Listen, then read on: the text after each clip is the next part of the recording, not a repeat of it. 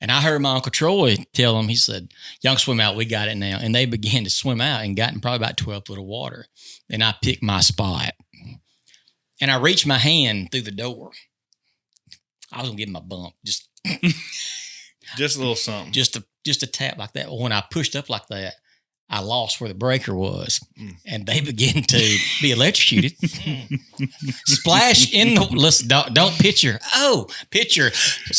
Fighting for their life. My cousin David grabs for the chain link fence around. It's got them bad like that, and I can't find the box. I'm like that, and I had to reach my head back around in there like that. And when I come face to face with my daddy, when I reached back in there.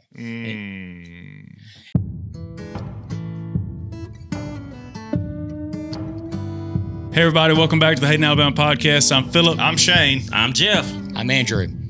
We got two new guys this week that you haven't seen before. Over here is Jeff.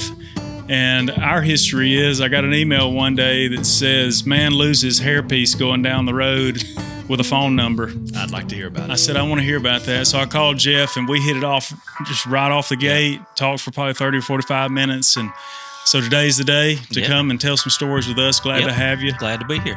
And then Andrew Conway. I bet some of you guys recognize him from either TikTok or YouTube. He is Andrew Southern Cadence. That's right. On there if you want to check him out. He's from down around Clanton. Chilton County, Alabama. Oh, down there in them peaches over there. And we got that was given to us by a fellow mutual friend. Right. Said, hey, you got to have this guy on the show. And we got to listen to him and said, I think we will. You know, I never know how to take that. I either take that as your show is not good enough and it needs more. That's right. So we just took it as she thought we'd be a good fit. Yeah. But we're going to get to the storytelling, fellas. Who wants to go first? You pick. It doesn't matter. I don't know. I mean, since we're going to hear about hair pieces, let's go ahead and hear about hair pieces. Yeah, that's how you got you here. Yeah. While I'm here, might as well. My grandfather, my dad's father, wore a hairpiece. Now, he didn't for several years. He had to grow it long on the sides and in the back. And the old consort for men hairspray.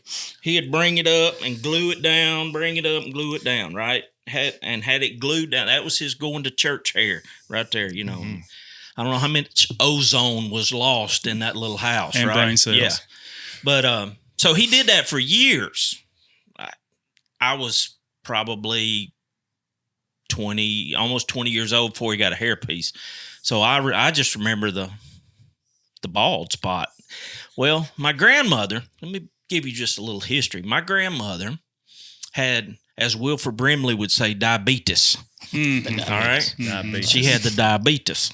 Well, she had lost an eye back in the 50s helping to build a bridge over a creek in the neighborhood. You know, everybody pitched in and helped build. And so she's nailing a nail in, and then the nail bounces, hits her in the eye. Well, she loses sight in that eye. It's her right eye. And then as she aged in life, she began to lose sight in her other eye. So literally she was blind in one eye, couldn't see out of the other, right? Well, I said that to her defense because when she picked out the hair color of said hairpiece from my grandfather, she remembered what his hair looked like when they got married. Bless it. Awesome. Oh, yes. You know, it was that nice golden brown kind of, youthful, right? Yes. But the problem was he didn't shave the bottom. Mm-hmm. So it was snowy white. Mm-hmm. It was two-tone. Well, and he wore that thing with pride, too. My mother was a hairdresser. She would go up a couple times a week, have it on the little styrofoam head, fix it, comb it, wash it, do it up right. I'm telling you. We talking about a class act here. Oh, yeah, wash and set and get it ready for church. This man was a deacon. He sat on the front row of the church. He had to have it right. Okay. I know I said I wasn't going to interrupt. Okay, but you did. I'm sorry. Front row, amen section, or front row where he's facing the rest? The back of his head's facing the rest of the. Yes. Oh, okay. Yes. I just had to get my visual correct. And my grandmother sat on the second pew with a couple of other little old ladies.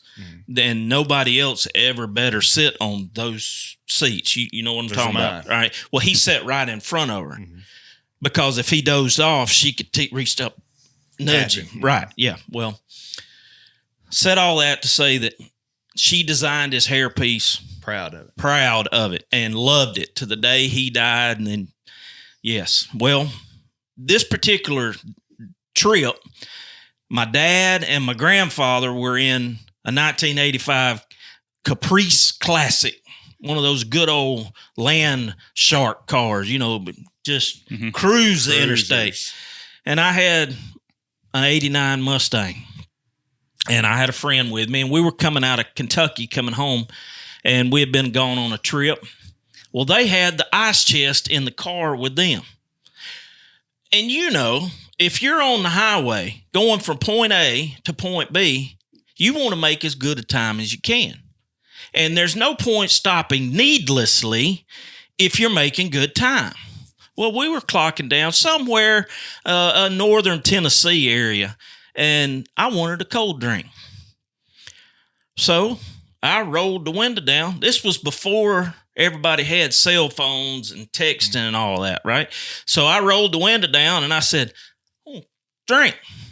So my granddaddy leans over in the back and he pulls out a Coke, Pepsi, I don't know, whatever it was.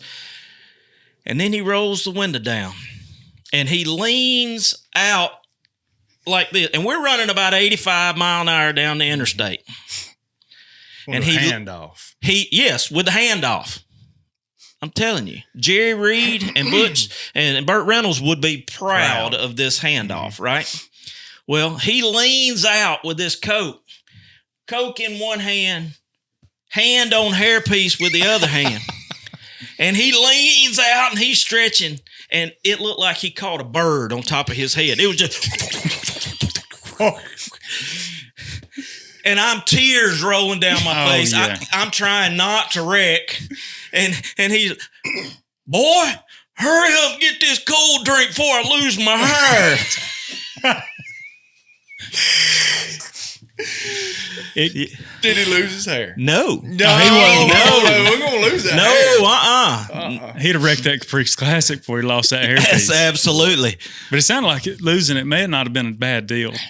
Describe to me. I love a Caprice Classic. Describe to me the many conversations that had to have taken place in that little old country church while staring at this beautiful blonde top in this heavily painted pepper gray bottom hairpiece. I can only speak from my personal experience.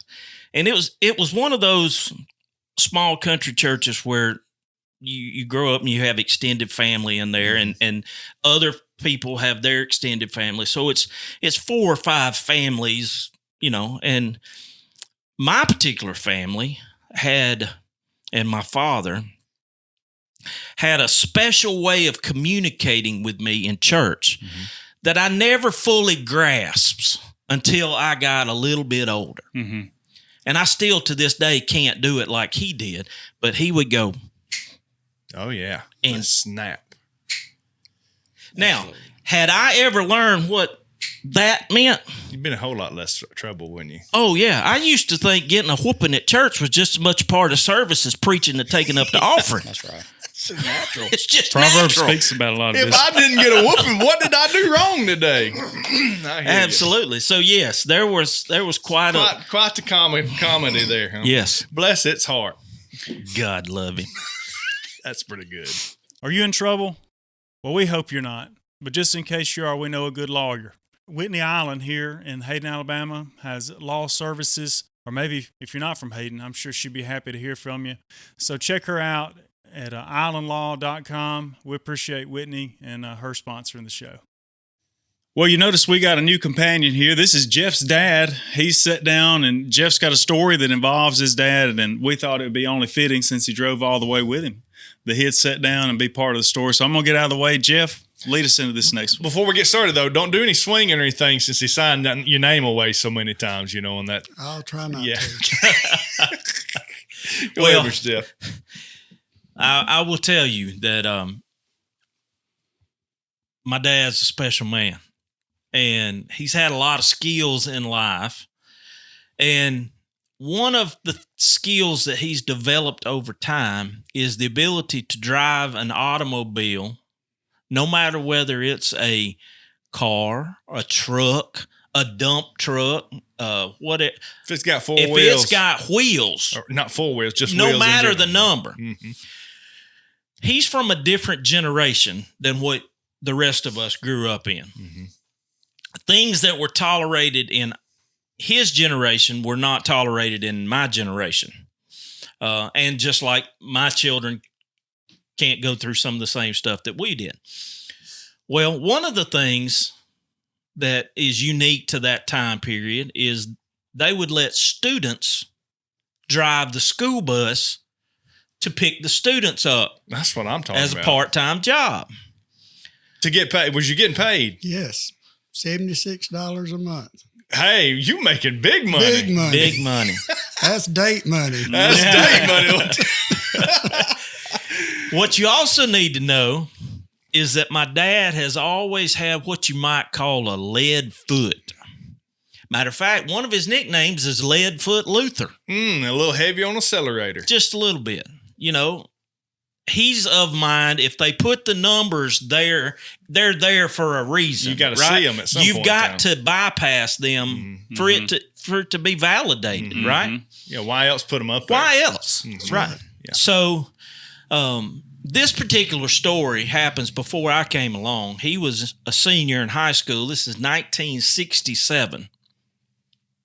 And I will let him finish the story at this point.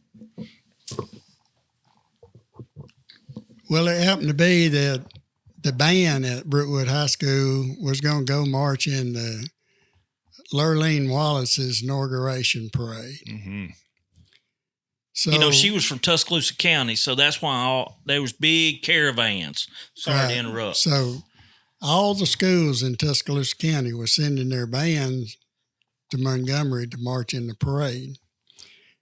Well, Brookwood at that time was a smaller school than all the other schools in Tuscaloosa County, so Tuscaloosa County owned what they called a school bus, and it had special wrote on the side of it. Sure. It was special because it didn't have a governor on it, where the school buses had governors on them.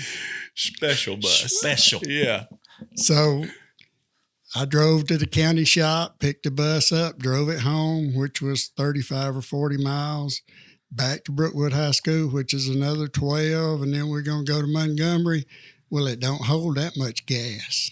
You was getting comfortable with it at this time, yes. Right? So we're at Tuscaloosa High School. We're getting ready to go to Montgomery. I believe it was something like 10 bus loads of us. And I'm the only one in a school bus, knowing that I don't have enough gas to get to Montgomery. And time is pushing to leave Tuscaloosa. So I told the state troopers who was giving us the escort, I'm going to have to stop and get gas somewhere around Prattville area to get on into Montgomery. And he says, well, I'm going to be on the tail end of the escort. When you pull off, I'll pull off with you. So as we go down Highway 82 out of Tuscaloosa and you get on down past Maplesville, it starts to get in them rolling hills, you know. So I found the Guff station since I had the county credit card to fill this bus up. I was so excited about getting the bus gassed up and getting back in the parade, I forgot to cut all them flashing lights off. Got back in it, hit the starter, and it wouldn't crank. Oh, no. State trooper whoops his car around in front of me and jumps out with the cables, jumps it off. He says, you good? And I said, yes, sir. He said, well, how fast will this bus run? I said, I don't know. I said, it's got 90 on the speedometer. He said, well, try to keep up with me, and when you can't, I'll know that you're wide open. I said, yes, sir. we started down 82. And every hill I'd fall off, I'd get a little faster. Picking up that speed, baby. Head it to the floor. And after about the fourth hill I fell off, it was a long hill. Oh, we can catch some here. And the bus is rolling real good, and you could hear them mamas back there. That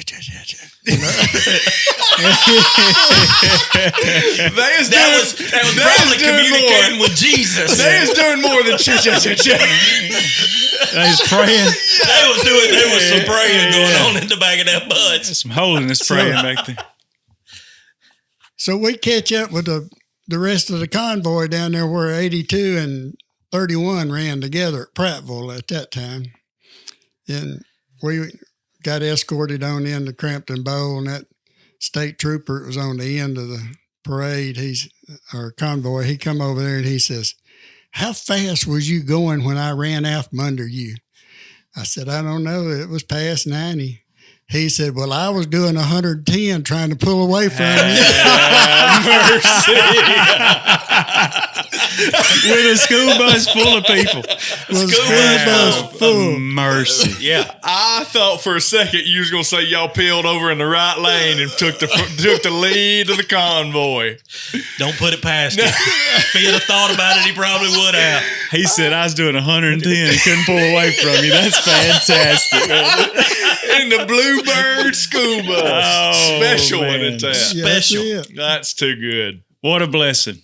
Absolutely. We appreciate you being with us. That was too good right there. I'm glad you told. Every time I see a school bus, I'll think of you. I'm gonna think of that. How fast will it go? Oh man, They better be glad they didn't give us the chance to drive one. Just once you stay in or don't come out. That's it. That's it. We had my mom and dad had a 1980 model Caprice Classic. They bought twice, actually. Well, they bought it brand new from Stokes Chevrolet. And we had the car, bought a SS Monte Carlo. My brother turned 16, and mom and dad had to sell that car because the insurance was going to be so high. And mama said, "I want that 80 model Caprice Classic back. 2-door, hoopty. Now, I'd love to have it right now, really a real car." And my daddy turned it into a work car. And my daddy was a collector of vehicles. Herbert Glenn loved a Silverado pickup truck. And I had idle hands one day, and and we always had jobs, had to haul hay, and I worked at a tire shop for a great man. I said, "I'm going to cut the grass. That's what I'm going to do." I mean, because Daddy was in the illest mood ever. When we had like 5 acres to cut, and we had old Sears and Roebuck riding lawnmower that went to, awful. Bust your eardrums. When Daddy put on his Ray-Bans and his white hat, it was awful. He was just mean. I'm going to cut the grass without being asked. It's going to be glorious. Mm-hmm. They didn't carry me around the yard on their shoulders. I was just like, yeah. So I had an 85 S10 Blazer. My daddy had an 85 blue and white K5, the Caprice Classic, and a 88 square body midnight blue dually sitting by the patio. I was 16. And I started cutting grass where my Blazer was parked. Then I had to move the Caprice, backed it out in the yard, just out in the driveway a little bit. Finished up right there. I'm like, well, that's good. Got that looking good. So now I need to move the dually to weed eat there so I can cut the grass. So I got in, as all 16-year-olds do. I get in it, turn it on, get the radio just right. Put it in reverse and take off and cut that wheel hard to the right and run over that Caprice in the yard. Now, listen, picture so hard that the driver's side door is up against the steering wheel. That's how hard I hit it. Tipped it up like that. I began to cry.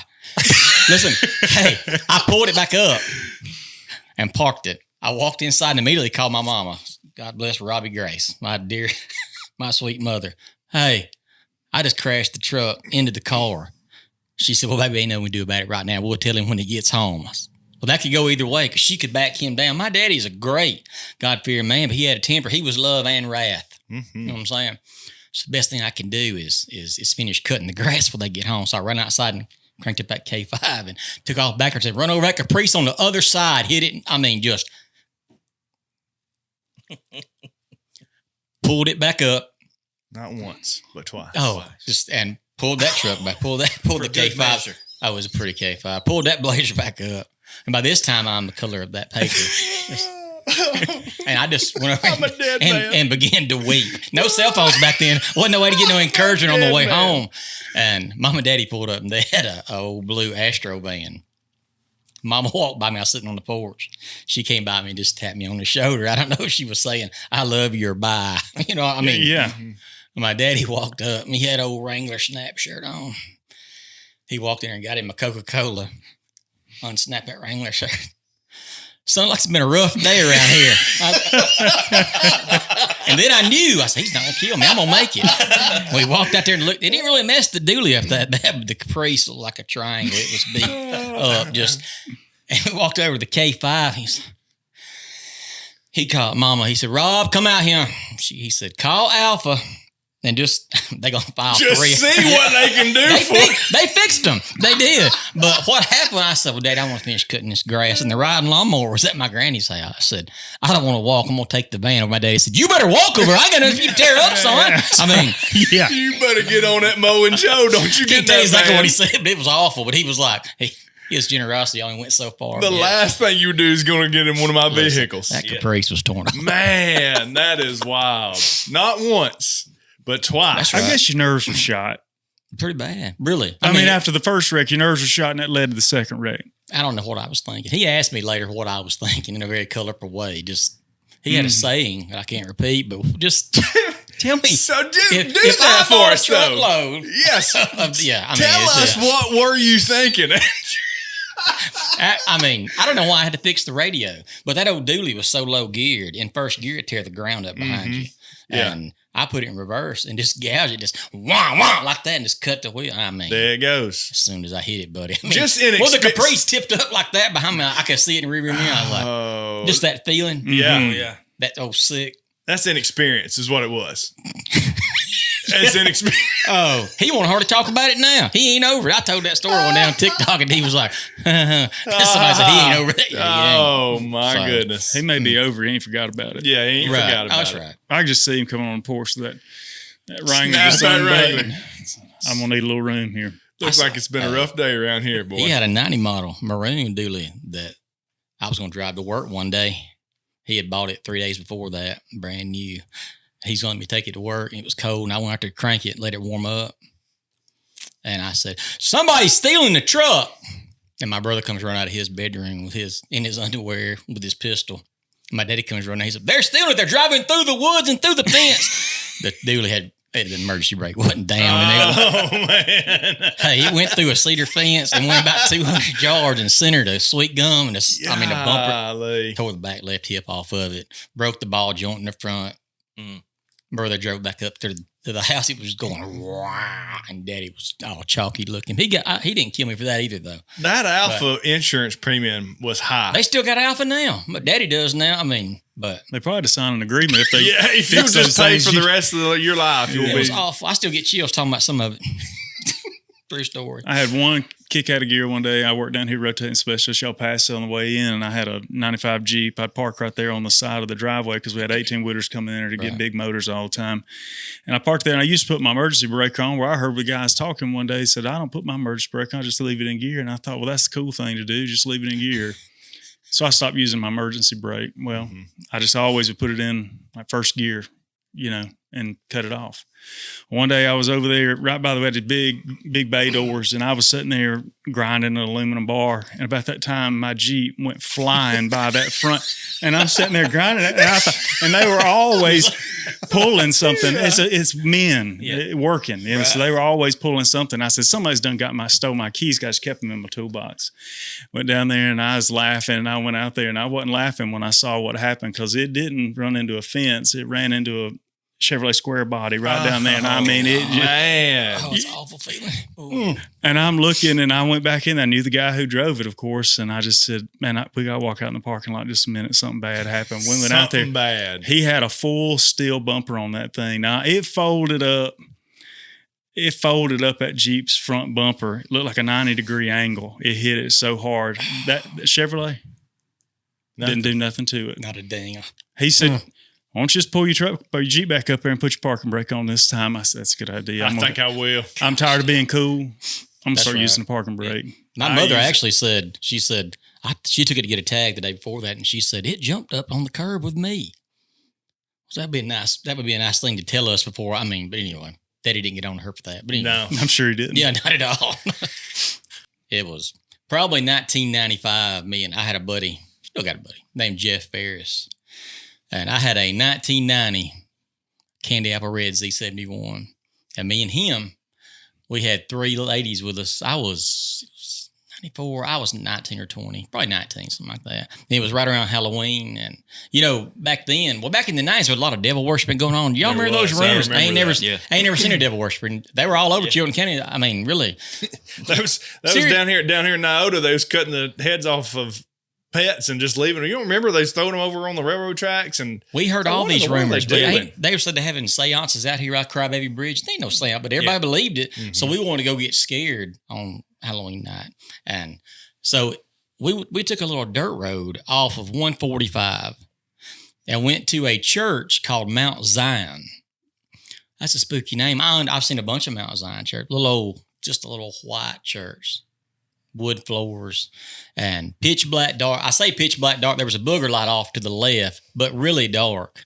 And me and Jeff we've been riding around a lot that day, and we're in good spirits. And we had the girls with us. We're gonna stop.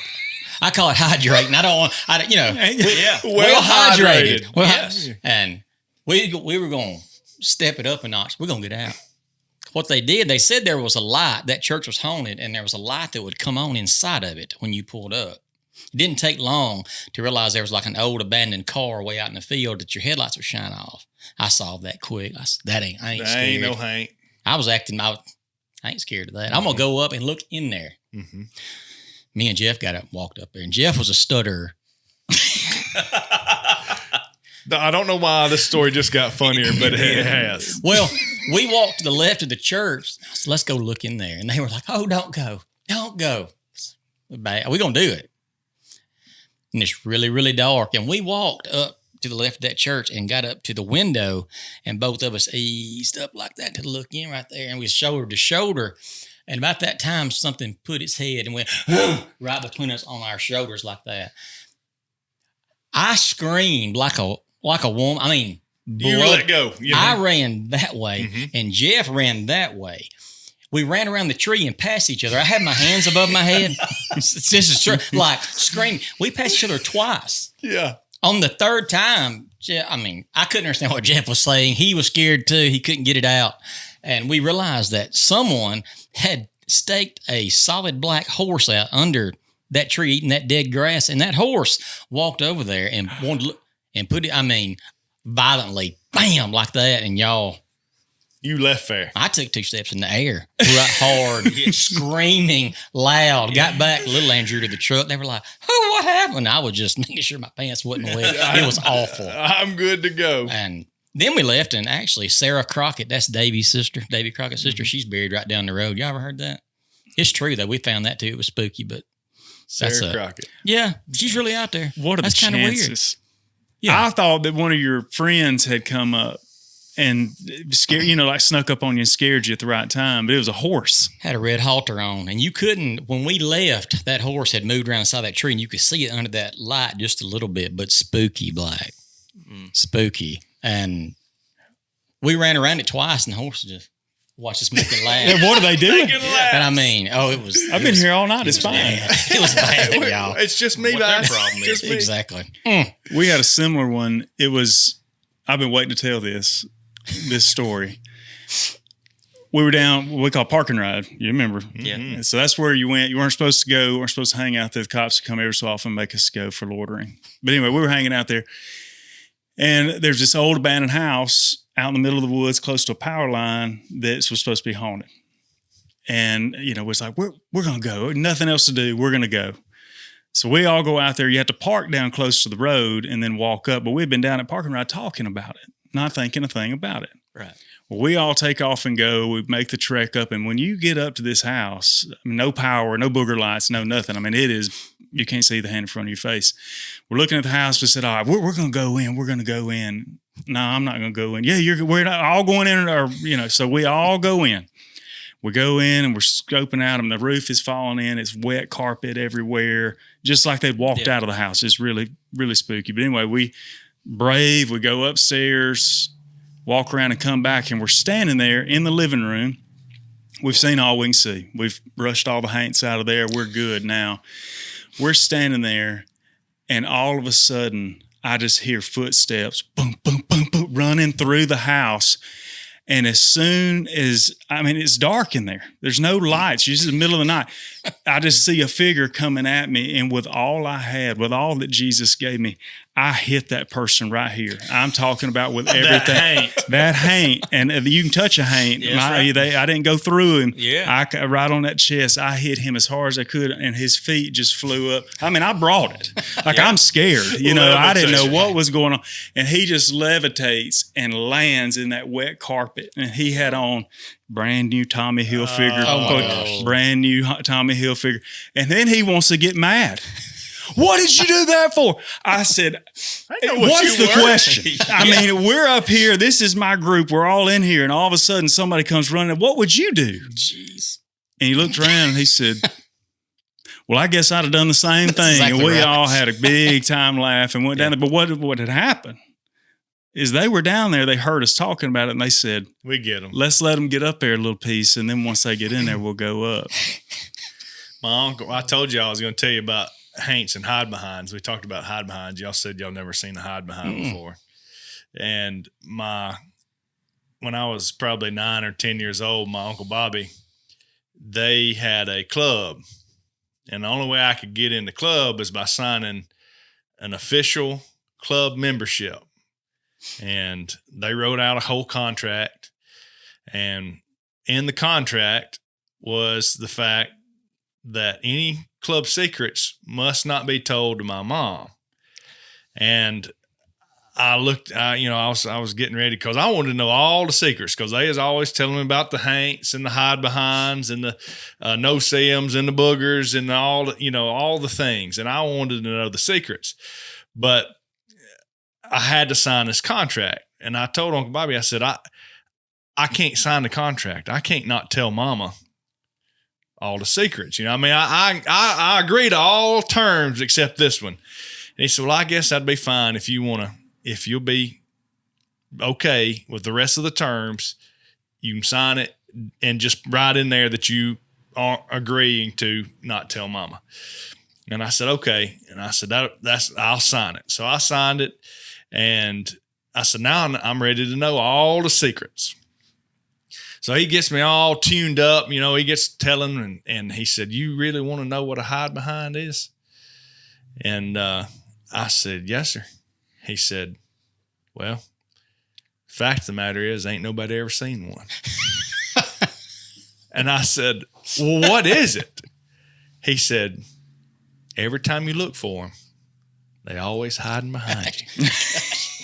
And I said, Uncle Bobby, you mean to tell me I have signed my life away for you to tell me that the hide behinds is always behind me and I won't never see one? He said, buddy, you signed the paper, not me. You even had to re-edit. You even invested in editing the contract. The contract and all. That's a country boy Illuminati. Hide behinds. I thought he was telling me he's getting into Freemasons as a young boy. Yeah. So my grandfather, the prankster, we lived out in a rural area and had been out there for several years, several generations. And he was a teenage boy. And about 3/4 of a mile down below the house was this place they called the Old Rock Stand. It was an old juke joint, right? And my great-grandmother, all right, Julius, you stay away from that juke joint. Mm-hmm. Don't you go down to that juke joint. Well, curiosity got the better of him, right? So he goes to the juke joint. And he's been down there a little while, and he loses track of time and realizes, I better get out of here. So he commenced walking back home. Well, about halfway, he started hearing somebody behind him. Mm-hmm. So he stepped his stroll up a little bit quicker pace. Mm-hmm. He looked over his shoulder. He could get just a glimpse in the moonlight. So he went to a jog. looked over his shoulder, and it was jogging right along with him. Well, by this point, he was pretty well lathered up, you might say. So he busted into a full sprint. I'm going to outrace this thing before it can get me and I can get back to the house. After he had run just as far as he could, as hard as he could, he said, you know what, at this point, I'm just going to stop, and me and him's going to have to work it out. Mm-hmm. So he said, I'm just going to turn around and whoop him. So he stopped. He throwed the brakes on, stopped. Ready to go, right there in the middle of old Tuscaloosa Highway. And he turns around. There ain't nothing there but his hide behind. That old Shadow chased him all the way. He's like a good defensive back, boy. Just can't shake him.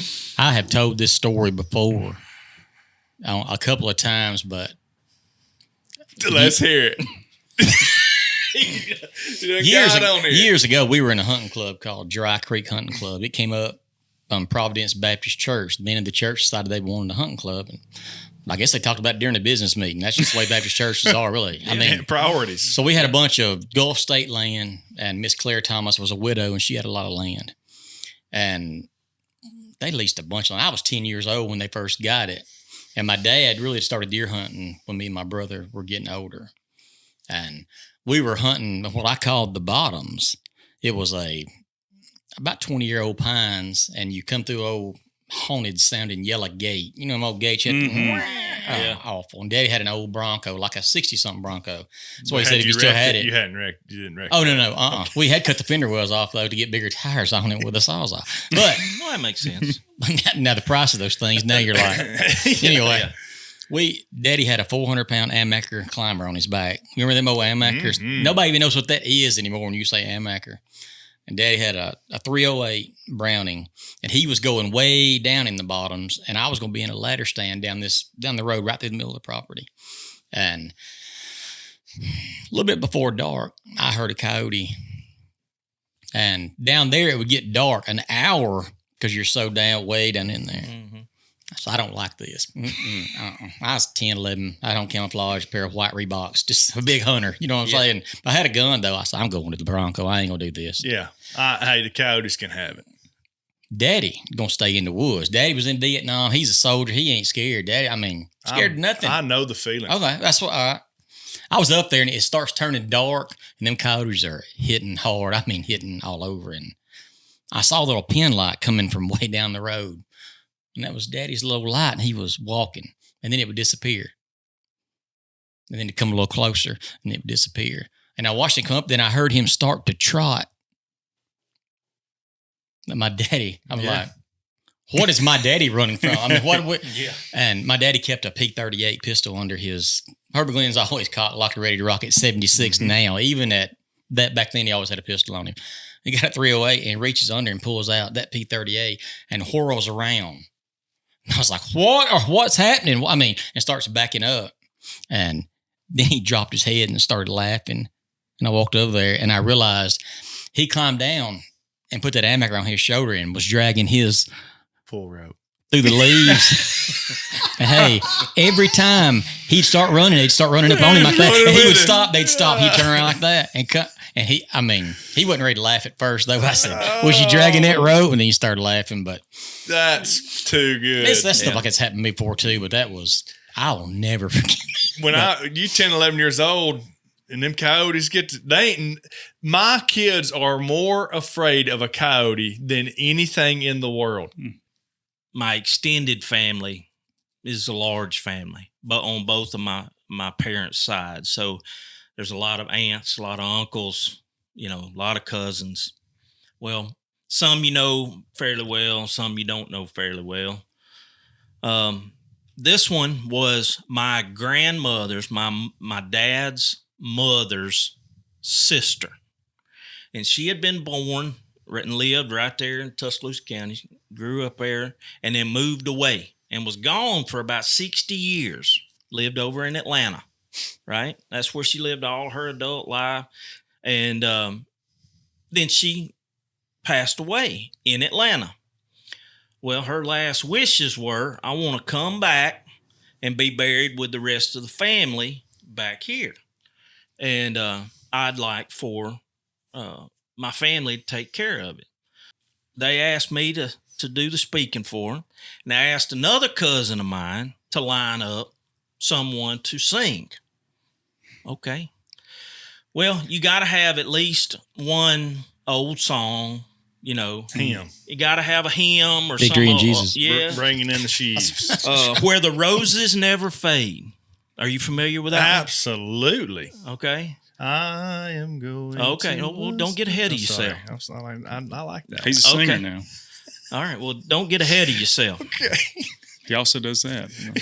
Well, some things we can't help. That's right. So we get in the funeral home. I'm in that nice, luxurious velour chair at the front, sitting next to my aunt laid out there, decked out in flowers everywhere, right? Podium sitting right over there and congregation out front. And around the corner where can't nobody see is a woman with a little old Casio keyboard and my cousin with a microphone held out like this. And she was asked to sing Where the Roses Never Fade. Now, boys, let me tell you, I had never heard that song before that day. I'm still not sure I have ever heard that song to this day. You heard a rendition. Was it awkward? That's one word for it. Let me just tell you how it went. Please. It comes time for the song in the program. But right following the song, I'm to stand up and commence to speaking about this lady. The lady leans into the microphone and says, y'all pray for me. I've never sung this song before. It's never a good thing. No. If you spent any time in church whatsoever, you've heard this from the congregation. Bless her, Lord. Help her. Yes. Yes. Be with her, Lord. Yes. Lean in. And yes. And as she started, now look, let me tell you about this lady. She's done gone on to be with Jesus. But she was the best 3-finger piano player I have ever seen in my life. Now, she had all 10 fingers, but she only used 3. And everything she played was dinka-donka, dinka-donka, dinka-donka, dinka-donka, right? And so she started into Where the Roses Never Fade, and it was dinka-donka, dinka-donka, dinka, and she was wearing it out. And she gets to this point, and she messes up with her pecking finger over here, and she misses a note. Rhythm. Yes, she lost her melody, as it were. So she holds this note out. And she's trying to find the mechanical note that would match the sound coming out of her mouth. I don't think they make said mechanical tune to match what was coming out of this lady's mouth. The hybrid note. Right. So finally, when she couldn't find it, she was all nuts. And she just fired right back off into the chorus again. Dinka-donka, dinka-donka. And I'm looking out across the congregation like that. They looking at me like I can hit mute or something. And then, heads are bowed, shoulders just laughing, tears flowing, not because of grief, but because of humor. And I've got to follow this. Oh, my word. That was one of the hardest things I've ever had to do, was to stand up and with a straight face address the room. When I got all my other family sitting back there that are descendants who also have a love language of agitation and pranks, they're looking at me like, come on. Now we're ready. Yes, we're ready now. Yeah, follow that. Yes, follow that. That was a day, I tell you. It just makes it more funny, those environments. Even something that's not funny is more funny in those serious. Absolutely. So I can just see it turned into a prayer service for most of them. They just bowed their heads. Well, and the funny thing is, my aunt, God love her, she was a hoot. She was always cutting up, laughing, joking, cutting pranks and jokes. So for this to have happened organically at her funeral, it was only fitting. Yeah. I'll tell you one before we get started, or before we go to Andrew. My wife and her best friend went to a wedding. Why did I do that? Funerals and weddings. You ever do that? Call a wedding a funeral and a funeral a wedding? They have some. There's probably some validation to that. Yeah. It was a funeral. It was not a wedding. They cost about the same. Yeah. And she tells me that they were sitting there, and it was the second song. They played the gospel song. Yeah.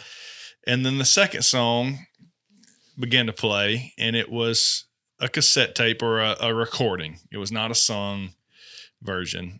And serious setting, as serious as you could be. The second song starts. Everyone's serious. Place is quiet.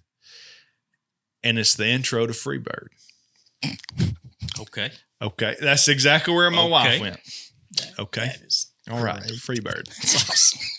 I can just hear that electric sound out. Then your lighter out. Yeah. Cell phones went up. Cell phones go up. Oh, man. So we get 2 or 3 minutes in.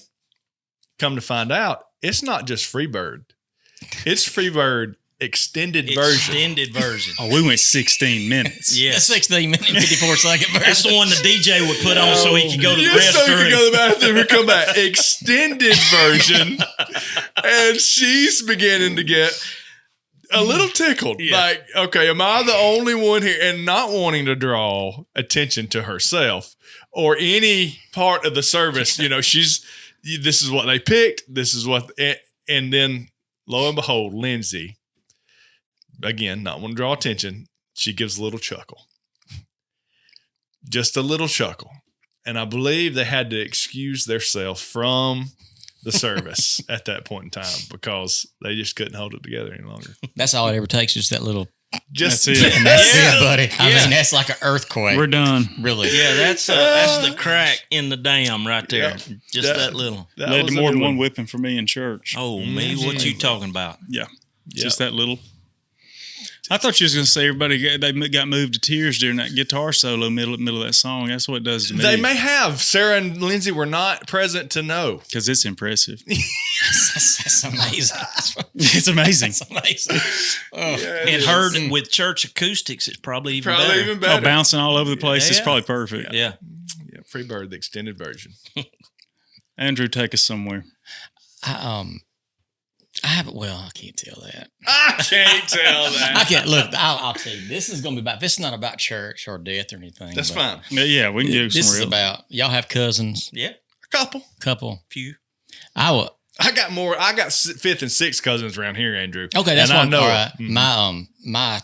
I got a 22, an 8-year-old, and a 4-year-old. 22-year-old, we space our children out. Mhm. It's a long story, but they have cousins. My youngins, they know their fifth cousins, but we were all raised. My mama had a sister named Bonnie and Uncle Bud, and she had a brother named Troy David, Uncle Troy, and they had 2 kids, Uncle Troy and Aunt Nan, and we always went to Lake Mitchell on the Coosa River. My grandparents had a cabin. Our first one was in Walnut Creek.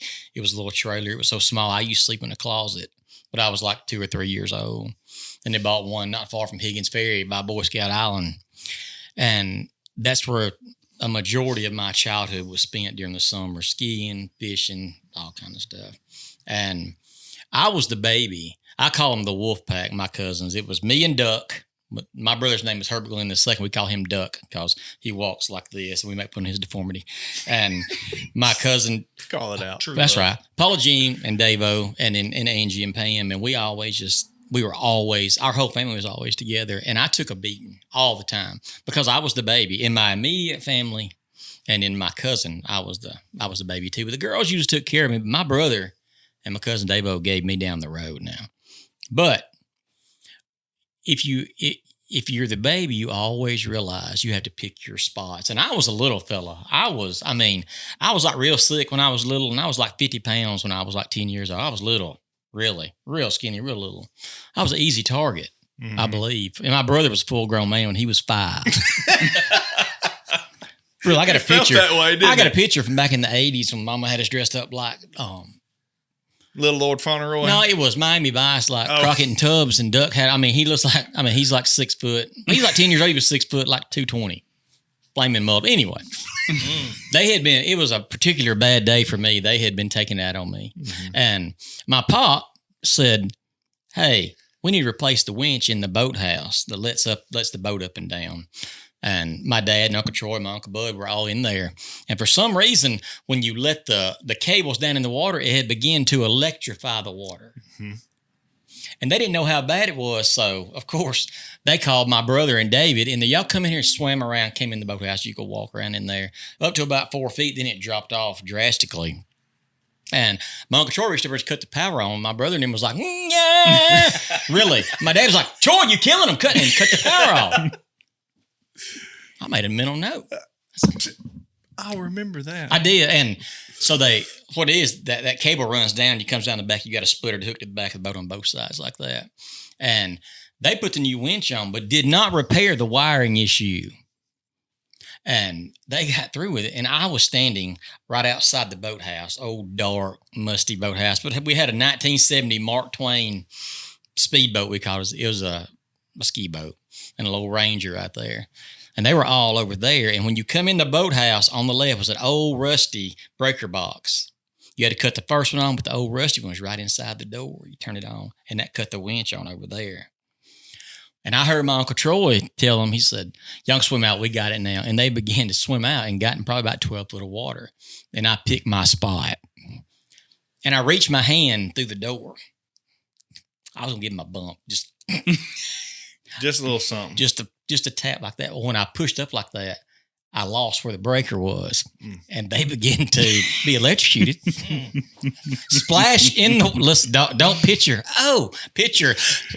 Fighting for their life. My cousin David grabs for the chain link fence around. It's got them bad like that, and I can't find the box. I'm like that, and I had to reach my head back around in there like that. And when I come face to face with my daddy, when I reached back in there. He beat me up and down the pier, y'all. That's the worst whooping I ever had in my life. He did not see the humor in trying to kill my brother and my cousin. Well, he didn't know what you had endured all day. I didn't know it wasn't that bad. But my brother, he went literally. Y'all remember watching Fire Marshal Bill? Duck went like that. I mean, when I eased my head around the corner, I could see him flopping. Yeah. And my cousin fighting for his life. Yeah. But they lived.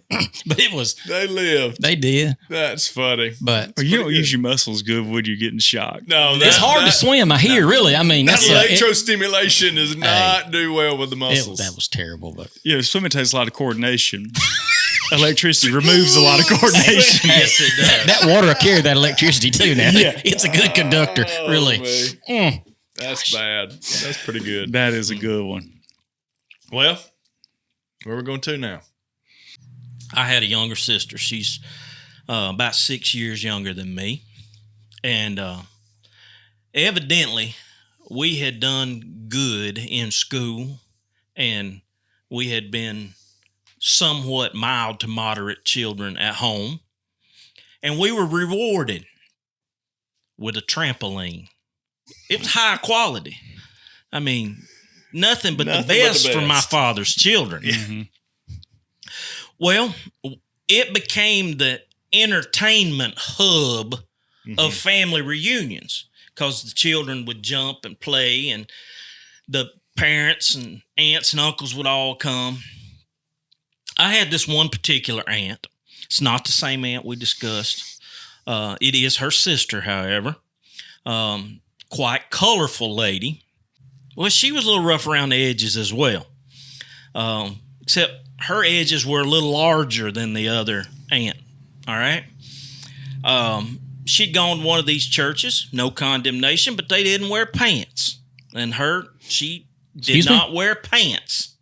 Skirts, dresses. Excuse me? My bad. That's my bad. Cut that out. I'm sorry. Go ahead. My bad. Yeah. I get you that. I'm sorry. That's my bad. That's my bad. I'm sorry. He didn't your pants or nothing. I was invested in that story. I was like, what now? Go ahead. I'm sorry. Go ahead. What's the address to this church? He just painted a picture that didn't fit. I'm sorry. That's my bad. Go ahead. Yeah. Well, what denomination would this be? hold that thought. Pentecostal. Just put pause on that thought for a moment. All right. So we're having a family dinner gathering. I don't know what holiday or cause it was, but everybody was there. And they had come down to the house.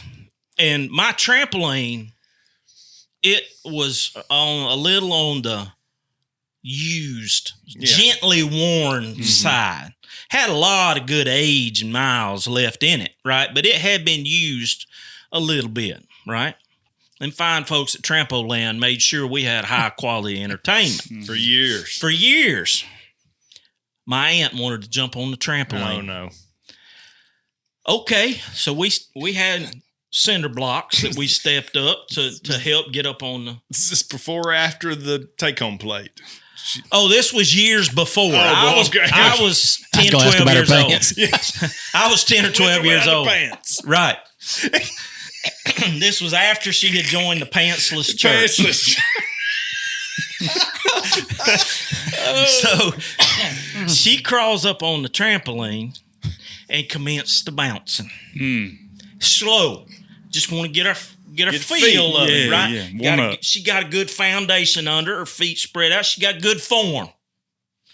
Well, she gets a little braver. Take another 2 or 3 bounces, right? Well, we've all been on a trampoline and double jumped somebody. Double jump. Oh. Absolutely. You've either been the recipient of it or you've done it to someone else. The ground will also cause a double jump.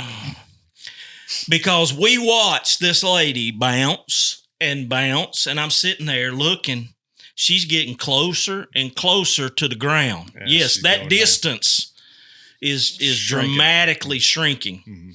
And if you ever been around those old springs when you put just a little bit of tension on them, you can hear them when they pop and they squeak a little bit. Well, we were squeaking and popping. It was all that good trampoline could do. And she continued. Momentum took over at this point, and she's having a blast. One hand down on her skirt to keep her skirt down, and the other hand in the air like she's riding a bucking bull. Yeah. And all of a sudden, everything's going great. She big old smile, having a blast. Everybody's laughing, carrying on. And then all of a sudden, her feet through the trampoline mat make contact with Mother Earth. And it's over at that point. It shot her in the air. Rocket ship. One foot went that way. One foot went that way. Her arms flew over her head as well as the tail of her skirt.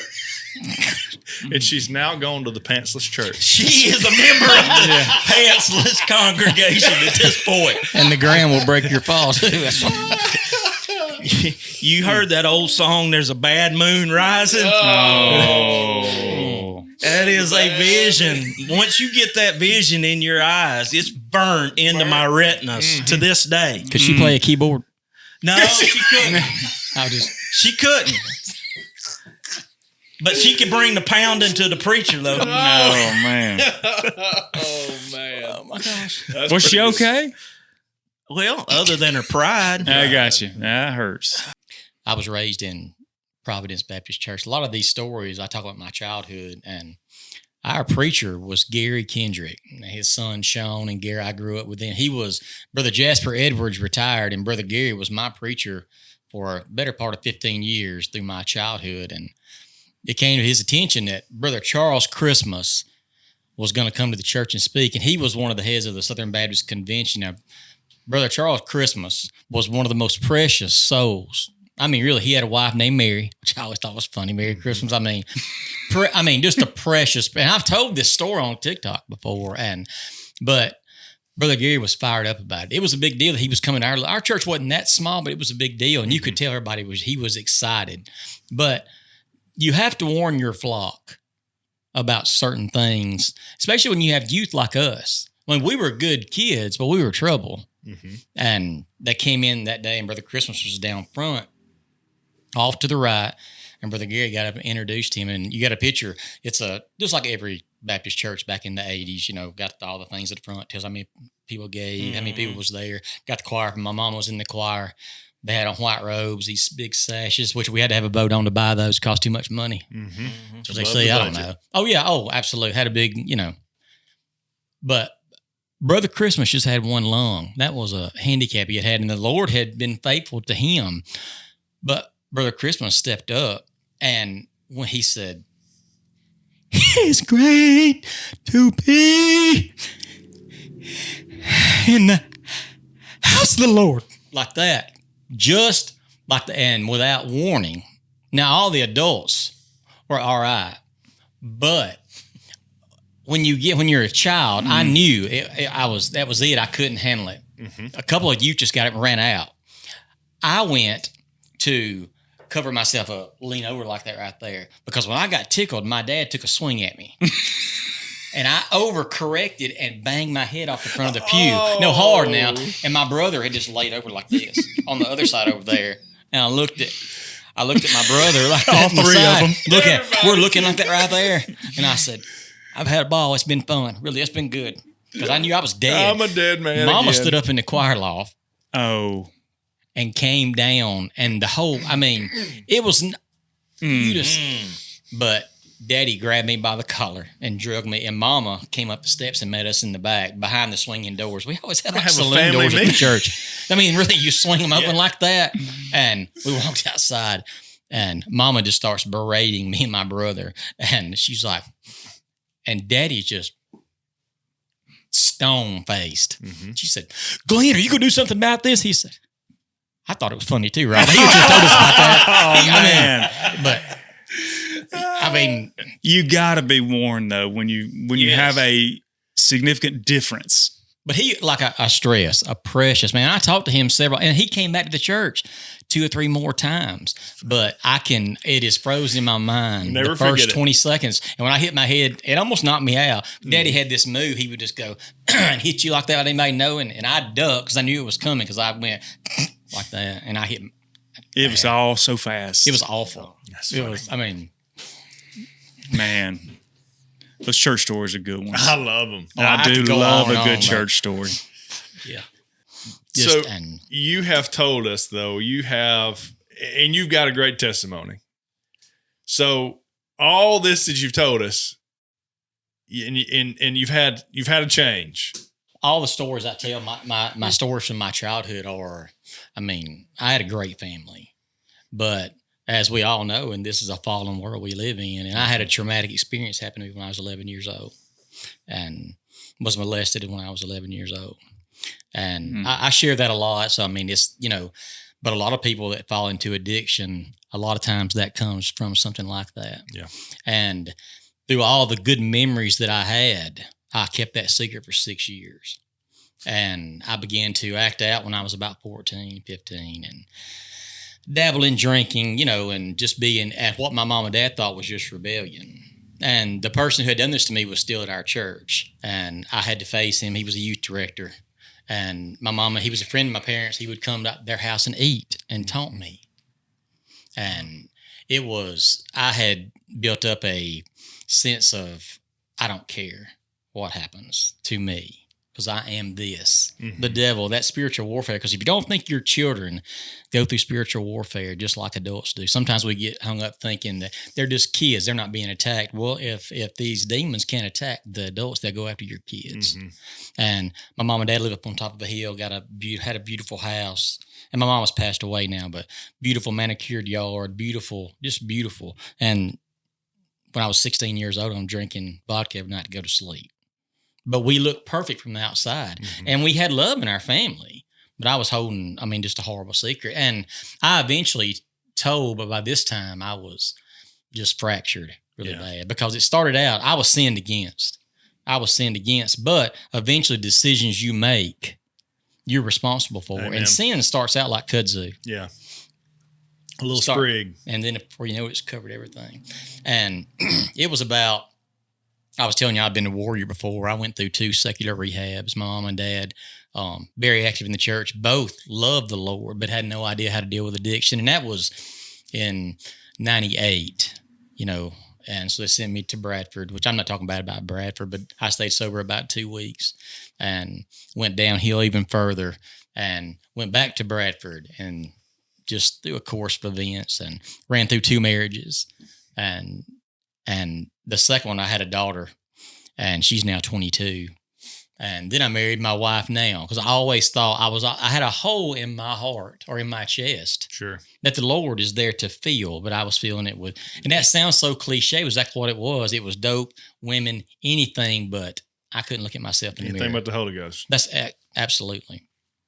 And I met my wife now, and I had been sober for about 6 months, and we got married, and I went right back off, and she told me, she said, I think you're a better man than this. I mean, just one of those women who are just there. Shoot you straight. Absolutely. And, I took us through just all kinds of awful stuff. And I eventually got indicted for selling. You can't sell dope at the post office. They take that seriously. Really. You end up on a wanted poster. Well, no, they put down the federal government chose to let the county take it, and 30 of us were picked up at one time. And they came and got me, and rolling 3 deep, SWAT gear. And I was like, who are y'all here for? And they were like, you, buddy. And not a good day. No, it was awful. It was terrible. And the day before that, me and my second wife had a bad divorce and the custody and all this. And I told her, coming up that next weekend, I started getting her for 2 days out of every other weekend. We had done the 24 hours. And I told her my mom and dad had her. And I said, I'll see you Friday. And it would be 10 years before I laid eyes on my oldest daughter again. And mainly because of my addiction. I never did prison time. It was just the Lord working through so many things, just worked out. But that didn't clean me up. Overdosed, died on the floor one time, stopped breathing, everything. Just horrible, just in the center of the storm. Yeah. And most people, my family included, they didn't want to count me out, but that's who I was. Mm-hmm. That is who I was, and I couldn't be trusted around anybody, steal anything from me. I lived across the road from my parents in a double-wide trailer with no windows in it. My dad had some rental properties. This was just old storage trailer he used. It was a double-wide, and I was living there, and he paid the power bill and the water bill. I didn't have a refrigerator. I didn't even have a shower curtain. That's always stuck with me. And he wouldn't give me money. But I asked him one time, I said, Daddy, why did you pay for that? He said, so when you died, I could find you for your mama. That's how far, and so I got on something called methadone, and that was just another horrible, and it took me to a whole worse place. And me and my wife had separated. She hadn't divorced me. We had separated, and I told my dad one time, I said, I had been going through withdrawals like 3 days, and they're absolutely terrible. Terrible.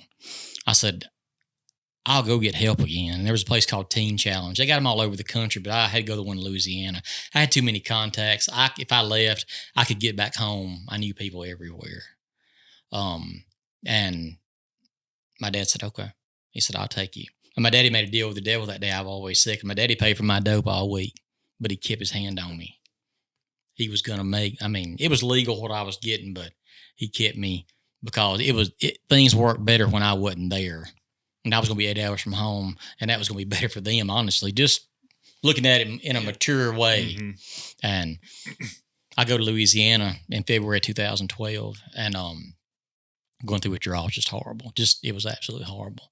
And I had been there for a week, and I got up one morning and just had a moment of clarity, and I was going to leave. I had it figured out. I had been in addiction for 18 years. And of course, all the other guys in the program were like, yeah, we believe in you. You can do it. Hey, buddy. You got it. Get on out of here. That's exactly. They were co-signing with me. Yeah, you got this. I'm like, yeah, Tommy said I'm good. Tommy been there a month. So I packed all my stuff, and my daddy had left me $282 in the front for the whole year just for stuff, And candy bar. And deodorant, anything. Yeah. And I knew that money was up there, and the money was torturing me because I'm going through withdrawals. And I went to the front, and there was these 3 precious guys. One of them is still a very dear friend of mine. I said, I'm going to leave. And they begged me. They said, please don't. Because if you leave, you can't come back for a week. I said, I got to, man. I was being pulled. That's absolutely what it was, being pulled. And I had given a lot of my stuff away because my suitcase was too heavy to carry. I had no idea where I knew I was in Ruston, Louisiana, but had never been there. Didn't know where I was going to go. They gave me my money. And I had to call home and just tell them, listen, I'm leaving. And my mom was hysterical. And my daddy got on the phone and began to cry. Seen my daddy cry twice, and one of those was when his daddy died. And he was just begging me. And I couldn't. I said, I got to, and I hung up on him. And I came to a crossroads, and it was, I could choose life or death. There wasn't no more lies to tell, no more bridges to burn. I had lied to everybody. I had burned every bridge in my life. And I chose death. I personally chose death. And I got to the door, and when I turned the knob, I heard Jesus' voice. He said, son, if you'll run to me and stop running from me, I'll save you from this. And I spun around and I screamed, who said that? And the guys were like, and I fell on my knees and just started crying. And I mean, I cried for the 11-year-old boy who had that horrible thing happen to him. And I cried for all the lies and all the hurt I had caused. And when I finally dried my eyes up, there was a sense of peace that I had never had before. Because my mother would tell you that I walked down the aisle on May the 10th in 1981 and gave my life to Jesus because I walked down the front and got baptized. Nothing wrong with that. I didn't remember it. But there's an order. Absolutely. By the way, May 10th, 1981 is the day my wife was born too. That's a pretty good, anyway. But I gave my life to the Lord that day, and there was not plan B, because every good drug addict has another plan. Every one of them does. Always thinking, well, I'll get sobered up, get ready for another run. Not this one.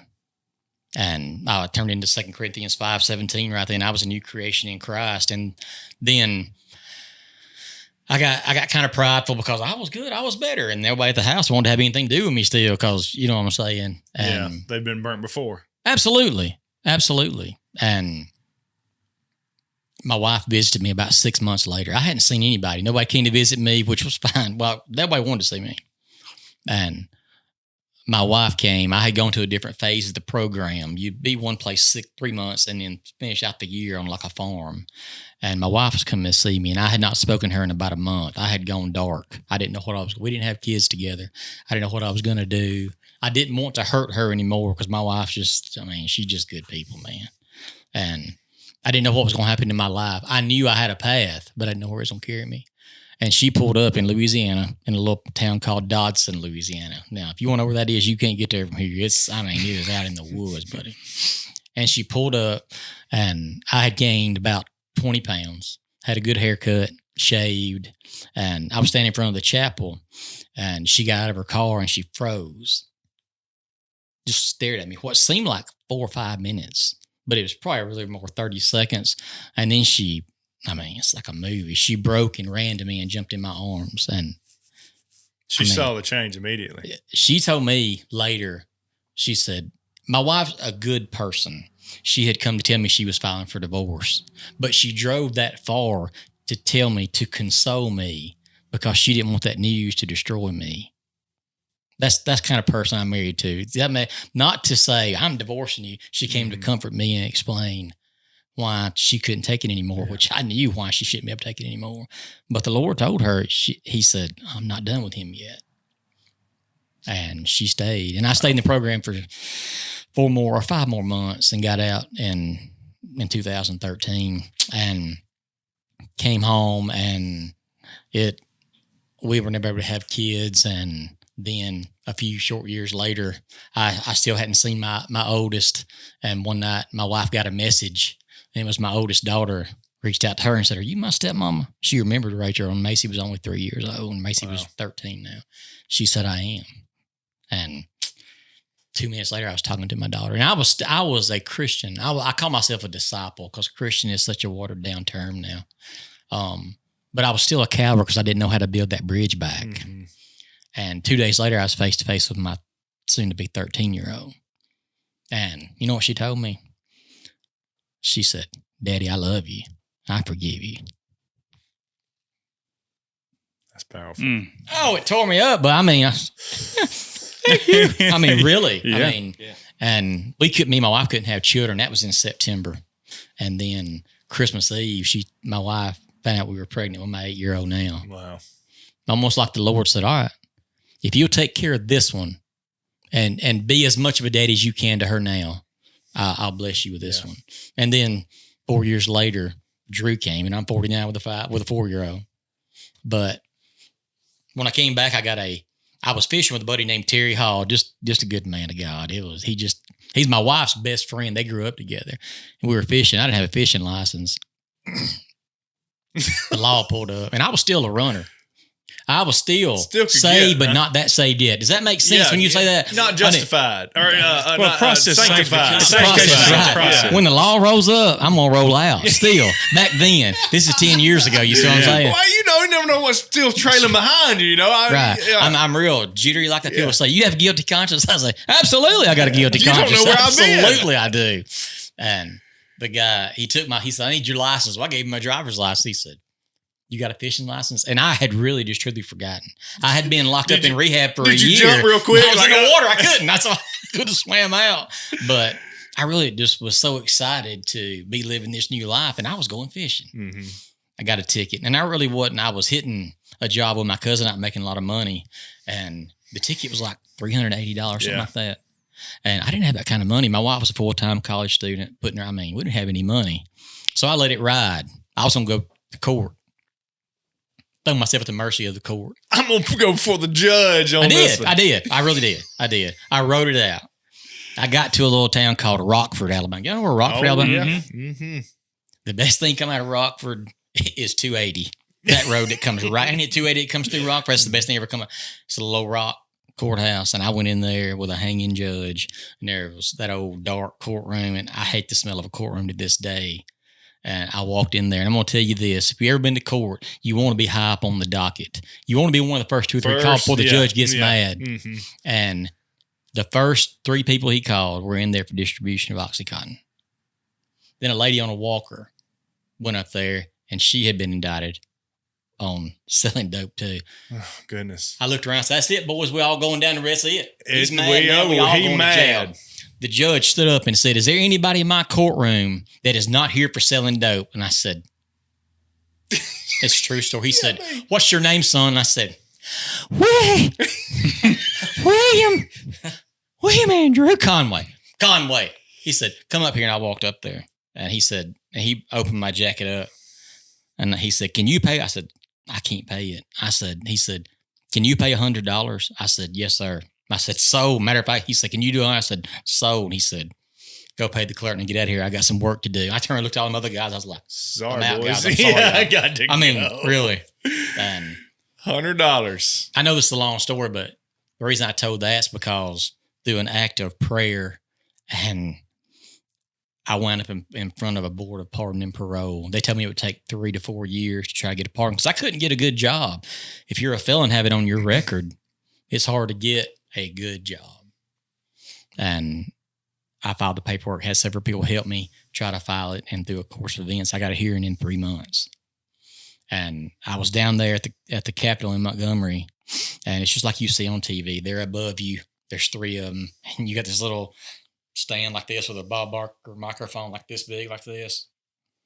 And they start asking you questions, and they can see everything about you. You can see everybody around me. My daddy was with me, my wife, my mom, all my family was with me. They knew who I was then. But on that jacket, it was he's a deadbeat dad. He's a drug dealer, drug addict. On that paper, they saw that and started asking me questions. And the judge looked down, and he looked up and he smiled. He said, let me ask you one more question. He said, when you were fishing without a license, did you catch any fish? Oh my gosh. I said, no, sir, I did not. And he busted out laughing, the judge, and I was like, I said, I remember thinking in my mind, it's going to come down to crappie. Or crappie. Right, that's right. And they went back and said, we're going to deliberate. And they went back and deliberated and came back and said, we're going to grant you a full pardon. Jesus granted me a pardon on February 13th, 2012. And then on November the 4th of 2014, I was granted full pardon by the state of Alabama and voting rights back, gun rights back. And the words the judge said, he said, Mr. Conway, it'd be like it never happened. Wow. Just like when Jesus saved me, it was just like it never happened. Wow. So it's been a crazy wild ride, but I love it. And there's so many more intricate details about it like that. But we got family pictures made last week, and my 22-year-old was there beside me. I see her once a month, every other month. She's got her own life, but we talk. She tells me she loves me. She gets off the phone, and I got my 8-year-old and 4-year-old. My wife's there smiling in our Christmas pictures, and it's a great story. I mean, not because it's me. No, it is. But so much destruction in our country's come from addiction, and the Lord can build it back like it never happened. Well, he's a carpenter. Yeah. He's great if you let him. Absolutely. We talked about it a few Sundays ago, relinquishing control. Yes. Oh, and the question was asked in our Sunday school class is like, can you give an example? This is a prime example of when you say, I relinquish the control. Like right. I'm handing it over to God, and God's either going to fix it or he's going to call me home. And that's the only two options there. Can I share one more thing? Sure. We were, after my pardon, we had a pardon party. All my family got together. And I guess about 3 months before that, I got a phone call from a lady. I filed the paperwork for the pardon, and a lady from the Board of Pardons and Parole called us. We had a caller ID because I wrote all the numbers down like that. And she said, sure. Yeah, I mean, so she said, Mr. Conway, I do this right here. You filed your paperwork. Try to get some letters, recommendations, anything we can do to try to help you out. And I said, okay, I can do that. And my wife was she wrote all this stuff down. She was really in my corner. And right before the lady got off the phone, she said, Mr. Conway, are you a good man? And I said, ma'am, I'm trying. I really was. So I got the pardon. And at the pardon party, several people couldn't come. We were calling people. Call it Alan Miller. He was the district attorney in Shelby County who had just helped me. And so I don't have this lady's name, but I call her. And they answered the phone. I said, hey, this is Andrew. So I don't know what her name was, but she called me and told me to do this, this, this, this. And it was silence on the phone. And the man said, first off, I'm so happy for you, but this is not the Board of Pardons and Parole. And we don't have a woman that works in this office. I had him on speaker for my wife sitting there, and my wife's hair on her arm stood up. I said, I was not shocked anymore because I had seen God open so many doors. And I said, well, I appreciate it. And appreciate you. I did 10-4. I mean, I got the message. That's crazy. It just, wow. I don't know what to say. I mean, I tell that story a lot, and it's not false humility. I tell that story because I want people to hear that. Yeah. That he's still in the miracle working business. And getting a pardon in 4 months or 3 months is a miracle. Mm-hmm. It is. Yep. And we always talk about the spiritual warfare, but it's good warfare. There's good warfare too. Amen. There's somebody fighting for you. It ain't always just the demons. Greater you got people fighting for you too. He that is within me than he that is within the world. Amen. Well, it works perfectly. Did it work just out? So Ephesians 2:1 through, I'm going to stop at the end of verse 4. And before I say this, what he says is true. If you're dealing with addiction, or it doesn't have to be addiction, it could be anything. Life's full of all kinds of troubles. Absolutely. The devil's at work. He's doing fine work out there for his side. But if you think that you've done too much, Andrew, you shared some dark times, brother. Right. You got in a place that you wouldn't go back to. Absolutely. And some people, I think, in their hearts believe that when they get to that place, that there's no hope, that God can't even help them when they get to that place. But what I want you to hear tonight is that we all were in that place. There's not one person that was not there. You may not have been in Louisiana, but you were apart from God. You did not believe in God. You were not his child. Amen. You were all in sin. So listen to this, if you would. It says, once you were dead because of your disobedience and your many sins, you used to live in sin just like the rest of the world, obeying the devil, the commander of the powers in the unseen world. He is the spirit at work in the hearts of those who refuse to obey God. All of us used to live that way. following the passionate desires and inclinations of our sinful nature. By our very nature, we were subject to God's anger just like everyone else. So all that's true. But there's one beautiful part of the English language that I love. It's the conjunction but. But. Whenever but is written, what you do is you immediately go and you say what was before it is true, but it's negated because of whatever's fixing to come next. So listen to what comes next. It says, but God is so rich in mercy, and he loved us so much that even though we were dead because of our sins, he gave us life when he raised Christ from the dead. Amen. So it's not about you, and it's not about what you did. God's bigger than that.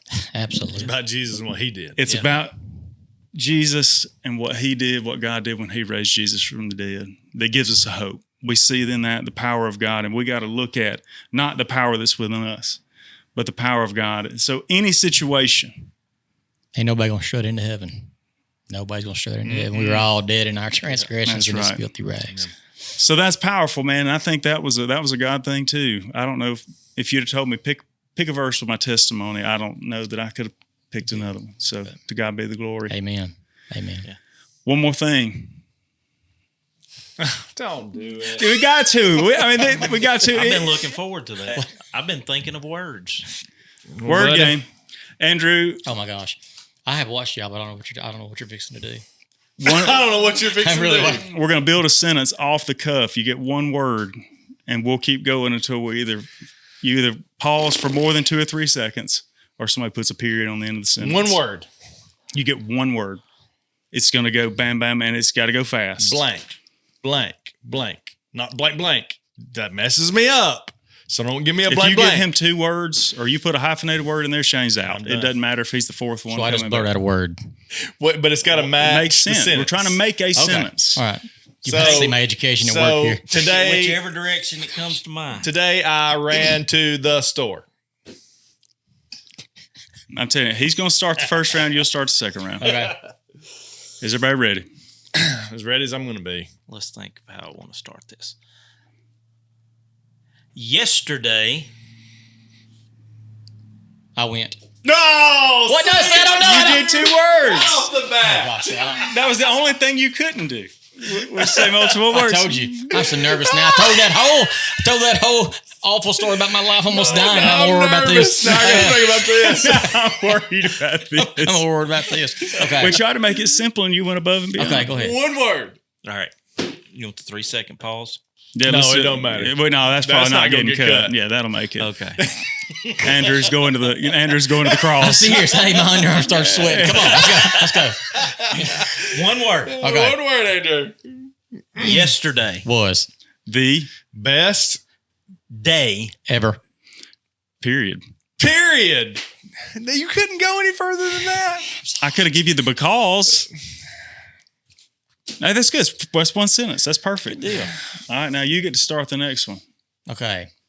Flowers. Are Just the Beautifulest. of